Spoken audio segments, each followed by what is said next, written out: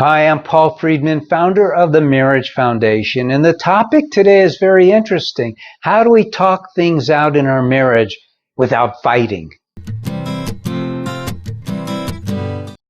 Hi, welcome back. I'm Paul Friedman, and the topic is how do we talk things out in our marriage without it falling into a fight, without fighting?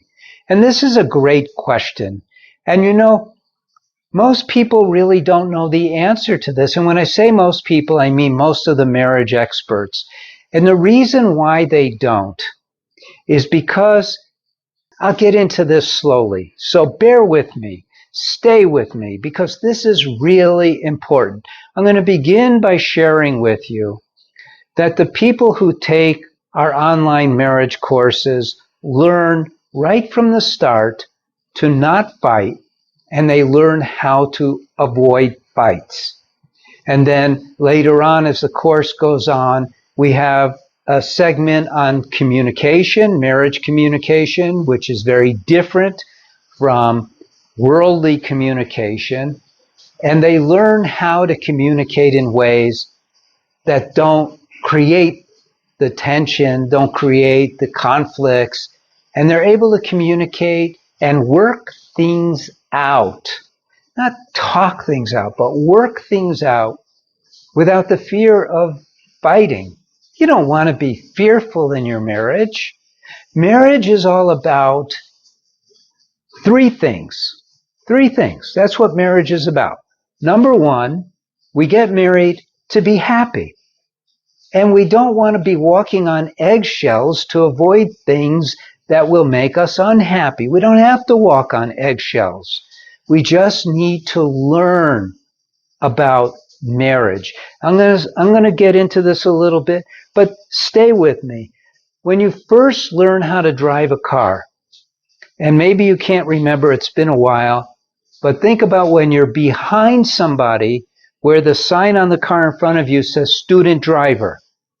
They're going crazily slow because they're afraid. They don't know really how to drive yet. And so everything that's popping up is this major, oh my God, what if, right? And unfortunately, we don't learn about marriage the way we learn how to drive a car. We don't learn about marriage before we get married. And if you think about that, it's insane. Because frankly, marriage is way more complicated than driving a car. It really is. Now, I didn't know that when I started helping people with their marriages. I was a divorce mediator until 2001, ancient history, right?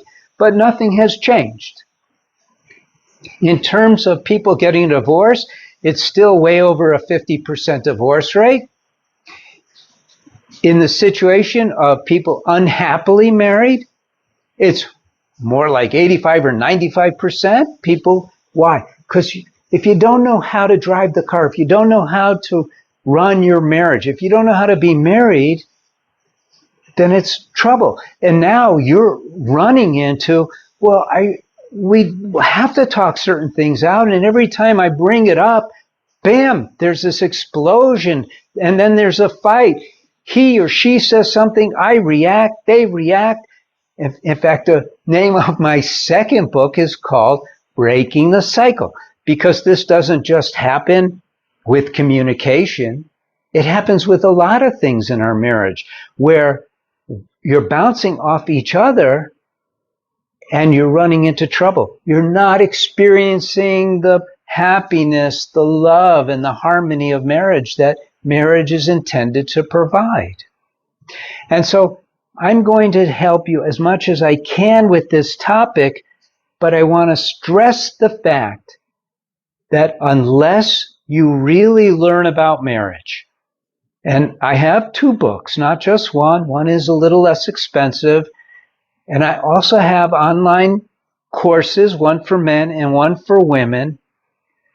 Unless you learn about marriage, learn about yourself, learn about your wife or your husband, you're bound to run into problems and you're bound to have difficulty talking things out. Why? Well, it's not just about communication. It's also about speaking to the opposite sex, whose thinking is far different from yours. So it's not a simple, just tell me what to do. Okay? I'll tell you some things you can do, but I'm going to also tell you that it isn't enough.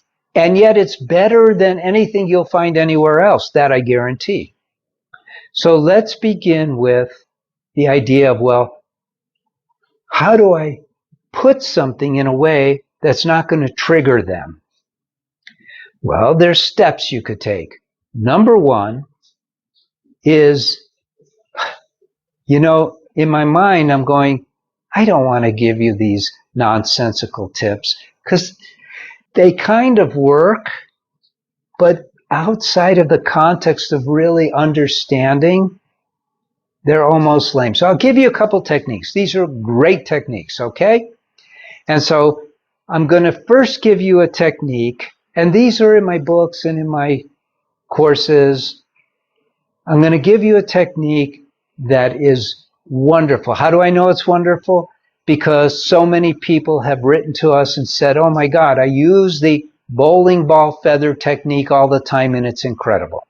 So bear in mind that there is no fight unless there's a reaction. Because the first person who says something, they may say something inadvertently that will trigger your partner, right? You don't want to start a fight, but you have to get this out. So let's say they're the ones who are saying something to you and it triggers you. Because I can guarantee you, if you're saying things to them, it's going back and forth. Both of you need this. So here's how it works. Imagine yourself as a feather. And then imagine what they say to you, visualize it as a bowling ball coming at you full speed ahead. You're a feather. Is that bowling ball ever going to hit you? No, it's not going to hit you because you're a feather. You're light. And when that is coming at you, that insult, that off the cuff, that off the wall comment is coming at you, you don't get hit by it. You just move gracefully out of the way. You're a feather. You're flowing. But what if they're the ones who are supposed to be the feather and they react? I'm going to give you another technique. This is the buffet table technique. When they react at you, they don't just react at you with this storm of energy. They say something to you. But when they say something to you, they're not going to just say one thing. Well, sometimes somebody might say, idiot, or something really crude like that. And then, because they said that, you become the feather. And then you could say something like, hey, I'm really sorry. When is a better time for us to discuss this topic? Okay, that's a technique. It's the transferring of the power of the conversation. And if they say, well, not now, say, okay, no problem, and let it go. Let it go. A lot of the fighting comes from attachment to your idea of the importance of the topic. And you want to know something? Whatever the topic is, it's not as important as your connection. I know this sounds like a big leap, but stay with me on this. You got married to be happy. You got married out of love. You got married because you want to be together with your soulmate. And you want to enjoy the uplifting harmony of every moment of your life together. So if their mind, look at it that way, don't look at it as them. If their mind is getting triggered, back off. It's not that big a deal. And just say to them, I'm sorry, I love you, we don't really need to ever talk about this as long as we have each other. Now, that is a big leap, because by now, if you're searching this particular topic, your marriage has already begun descending down into where you two are living in a swamp. Instead of being soulmates, you're cellmates, and you're fighting over a lot of things, not just the important, quote unquote, important things. You're fighting over a lot of things. And it's always the same reason, because you don't know how to be married. Trust me on this. Look, as I said, I was a divorce mediator until 2001. And I don't have a background in Western psychology. A lot of friends who are psychologists, because they sent me all my business, but I didn't approach marriage as a psychologist. And where I began was, this couple asked me to help them save their marriage because I'm a communications expert. Okay, but let me look into marriage. And when I really looked into marriage from a scholastic point of view, I didn't ask my friends, what is marriage all about? Because I knew that there's questions about marriage that are unanswered in our society. Because I was married. I was divorced at the time. I was a divorce mediator. I was divorced at that time, and I believed in divorce. I thought, you don't get along, you part as amicably as you can. Hence, I wanted to be a divorce mediator. And so I thought, divorce is fine. And I thought, the kids will be fine, because I was buying into all that nonsense. But it's not true. So much of what they teach us, so much of what we're bombarded with, is simply not true. So I discovered things about marriage that are really important. It didn't just happen. When I was a kid, I used to wonder, where did marriage come from? And I thought, well, men had all the power in the old days. And when I was a kid, they still had a lot of the power. And so they decided, I want to keep this one, so I'll marry her and make her happy. And that's all nonsense. It's all foolish, in fact. Marriage was created by God. And He created marriage because He loves us. Everything that God does is for love of us. So think about that. So if we're suffering in our marriage, it's not that He gave us a crappy car to drive, it's that we don't know how to drive it. So we need to learn how to be married. And He gave us marriage in order to be happy, to experience love. The purity of His love is within marriage when we understand it. We don't have to dig for it, it's already there. But we do so many things to undermine the natural evolution of a marriage. It's insane. But we don't know, and we are mistaught. And so now, I believe the teachings that I've discovered are like a forerunner of what will be. Now, I don't think they're going to go, okay, Paul Friedman invented all the right teachings of marriage, but I think people much smarter than me will translate it into their language and it will evolve. But the truth is never hidden forever. People will find it, and maybe they'll find it from what I've done, or maybe they'll find it on their own. But the teachings that I have are real. They're accurate. And when you learn how to be married, your marriage will be amazing.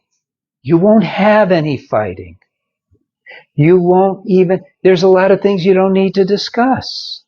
And I go into that in great detail in the communication section of the course and in the books. There's so much to learn. Take the time.